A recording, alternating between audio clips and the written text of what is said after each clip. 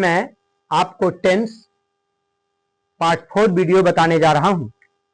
आज present indefinite, present imperfect, present perfect के बाद प्रेजेंट परफेक्ट कंटिन्यूअस, ये प्रेजेंट टेंस का चौथा भेद है। प्रेजेंट परफेक्ट कंटिन्यूअस थोड़ा परेशान करता है क्योंकि इसमें सेंटेंस कभी कभी बड़े आते हैं। प्रिय छात्रों, मैं आपको प्रेजेंट परफेक्ट कंटिन्यूअस समझा रहा हूं। आप देखो, present perfect continuous present tense का क्या भेद है? चौथा भेद है। प्रेजेंट परफेक्ट कंटिन्यूअस एक ऐसा टेंस है, इसमें पास्ट और प्रेजेंट दोनों के मिक्सर है। इसमें पास्ट भी रहते हैं और प्रेजेंट भी रहते हैं। इसमें कार्य बहुत पहले शुरू होता है यानी पास्ट में, और फिर प्रेजेंट तक चलता है। देखो आप एग्जांपल, मैं सुबह से क्रिकेट खेलता रहा हूं। कब से खेलता रहा हूं? सुबह से, पास्ट टाइम। और प्रेजेंट में भी खेल ही रहा हूं, तो पास्ट में क्रिकेट खेलने का कार्य शुरू हुआ और प्रेजेंट में भी खेल रहा हूं, तो हो गया ये पास्ट और प्रेजेंट का मिक्सर। सेकंड देखो, वह 3 दिनों से अनुपस्थित है। 3 दिन पहले से अनुपस्थित है यानी पास्ट टाइम, और प्रेजेंट में भी अभी अनुपस्थित ही है। तो पास्ट में कार्य शुरू होता है और प्रेजेंट में चलता रहता है। ये पास्ट परफेक्ट कंटिन्यूअस का कॉन्सेप्ट है। अब आप देखो इसके एक्वेंट टेंस, पहचान क्या है? इस टेंस के वाक्य के हिंदी क्रिया के अंत में ता रहा हूं, ती रही है, ते रहे हैं आदि शब्द लगे रहते हैं।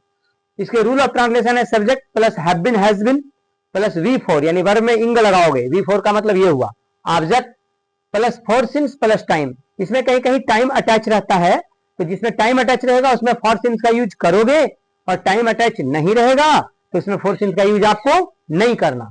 निगेटिव रूल देखो, subject plus have has plus not been plus V4 plus object for since plus time. यहां आपको एक चीज थोड़ा अलग लग रहा होगा कि हैव हैज के बाद फिर नॉट फिर बीन आ रहा है। ऐसा क्यों? ऐसा इसलिए इंग्लिश में कहीं भी जब कंपाउंड वर्ब रहते हैं तो कंपाउंड वर्ब निगेटिव और इंट्रोगेटिव बनाने में टूटते हैं। कंपाउंड वर्ब मतलब जैसे have been, will be, shall have, will have, shall have been, will have been, इसको कहते हैं कंपाउंड वर्ब, जिसमें 2 वर्ब एक में अटैच रहते हैं। तो निगेटिव में ये टूटा। फिर इंट्रोगेटिव रूल देखो, have has plus subject plus win plus V4 plus object और फॉर सिंस प्लस टाइम सब में रहेंगे।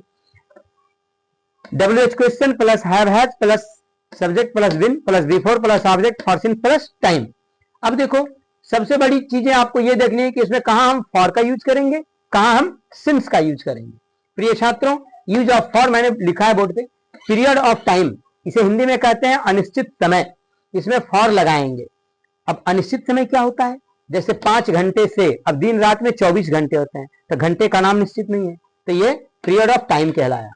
फॉर 5 आवर्स, देख लो 3 वर्षों से, अब वर्ष का नाम निश्चित नहीं, 2020, 2015, 2010, तो ये पीरियड ऑफ टाइम में आया। देखो लो यहां मैंने कैसे फॉर का यूज किया, फॉर 3 इयर्स। 10 दिनों से, अब सप्ताह के 7 दिन है तो किसी निश्चित दिन के नाम नहीं, इसलिए 10 दिनों से इस टाइम को हम पीरियड ऑफ टाइम कहेंगे। इसमें मैंने क्या लिखा, फॉर 10 डेज। तो आपको ये बात समझ में आ गई, पूरा फॉर का कॉन्सेप्ट क्लियर। अब देखो यूज ऑफ सिंस, सिंस का अर्थ होता है से, फॉर का भी अर्थ होता है से, ये दोनों प्रीपोजिशन होते हैं। अब पॉइंट ऑफ टाइम जहां रहेगा, इसे हिंदी में निश्चित समय कहते हैं, तो आप सिंस का यूज करोगे। अब पॉइंट ऑफ टाइम क्या है? जैसे 5 बजे से, इसमें देखो एक एट एक्यूरेट टाइम है, निश्चित समय 5 बजे से, तो सिंस का मैंने यूज किया है, सिंस 5 o'clock। 2015 से, सिंस 2015। मंगलवार से, सिंस ट्यूजडे। अब आप वीडियो रोक के पूरा रूल बढ़िया से लिख लेना, और रूल लिख के फिर बुक निकाल के ट्रांसलेट करना। मैं जैसे एग्जांपल बता रहा हूं, फर्स्ट एग्जांपल आप देखो, मैं सुबह से क्रिकेट खेलता रहा हूं। प्रिय छात्रों, इस वाक्य के अंत में क्या लगा हुआ है? हिंदी क्रिया के अंत में बताओ, ता रहा हूं। इससे आप पहचान लोगे वाक्य प्रेजेंट परफेक्ट कंटिन्यूअस के हैं। अब हम इसका ट्रांसलेट करेंगे। देखो रूल क्या है? सब्जेक्ट, सब्जेक्ट क्या है भाई? मैं, इसकी अंग्रेजी क्या डालोगे? आई। आई के साथ अब वर्ब क्या सूट करेगा? हैव बीन या हैज बीन, तो आई वी यू दे के साथ हैव आता है, आप प्रेजेंट परफेक्ट में भी लगाते रहे हो, तो यहां हो जाएगा आई हैव बीन। अब V4 है रूल में, V4 क्या है? खेलता रहा हूं। खेलना की अंग्रेजी क्या आती है बच्चों? प्ले। इसमें आप क्या लगाओगे? इंग, तो क्या आई हैव बीन प्लेइंग, मतलब मैं खेलता रहा हूं। Playing what? क्या खेलता रहा हूं? ऑब्जेक्ट क्या है? तो क्रिकेट। अब देखो ये ऑब्जेक्ट आ गया है क्रिकेट, तो इसकी अंग्रेजी डालेंगे क्रिकेट। अब क्रिकेट कब से खेलता रहा हूं? What is the timing of playing cricket? Cricket खेलने का टाइमिंग क्या है भाई? तो देखो क्या कह रहा है? सुबह से, तो सुबह पॉइंट ऑफ टाइम में आएगा, हम यहां सिंस यूज करेंगे, यहां हो जाएगा सिंस 5 o'clock इस टाइप का। अब जब पूरे बजे रहेगा तो 5 o'clock 10 o'clock ऐसे लिखोगे। अब निगेटिव इसका देख लो, निगेटिव में कुछ नहीं मैं करूंगा, इसमें केवल हैव बिन टूटेगा, ये जो कंपाउंड वर्ब है ना, ये देखो हो जाएगा आई हैव नॉट बिन, बस यही देखना है, और बाकी मटेरियल जो कितने आ जाएंगे। प्लेइंग क्रिकेट सिंस 5 o'clock, इसमें no changing, playing cricket since 5 o'clock। अब इंट्रोगेटिव में क्या करना है, तो इंट्रोगेटिव में रूल देखो आप, हैव हैज, तो पहले क्या ये हैव को निकाल लेता हूं मैं बाहर, फिर सब्जेक्ट लाना है आई, देखो हैव फिर सब्जेक्ट आई हो गया, फिर बिन, उसके बाद प्लेइंग क्रिकेट से पूरा मटेरियल यूं डाल दोगे, तो ये हो जाएगा playing cricket, playing cricket since 5 o'clock। अब बताओ आपको कहीं कोई दिक्कत इसके कॉन्सेप्ट को समझने में? नहीं ना। अब सेकंड देखो, वह 3 दिनों से अनुपस्थित है।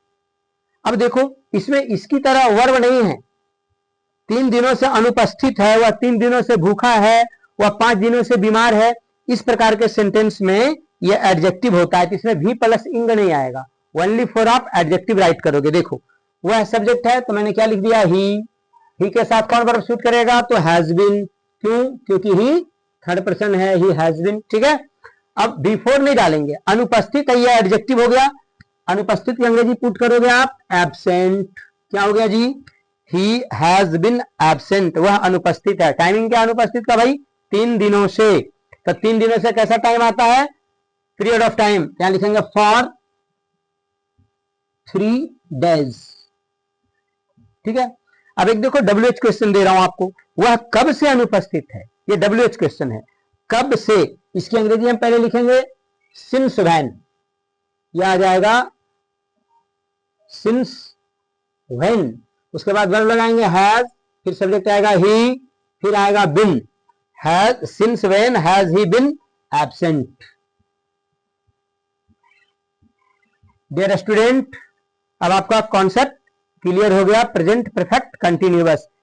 आप किसी भी बुक के ट्रांसलेशन वाले सिस्टम को निकाल लो और उससे पूरा ट्रांसलेट करते जाओ, और आपको ट्रांसलेशन में जहां कहीं प्रॉब्लम हो आप इस नंबर पे फोन करके मेरे से पूछ सकते हो। मेरा नंबर है, मैं यहां नंबर डाल देता हूं 7543955393 रवि सर। वीडियो अगर अच्छा लगे तो आप इसको सब्सक्राइब एंड शेयर कर देना। Thank you.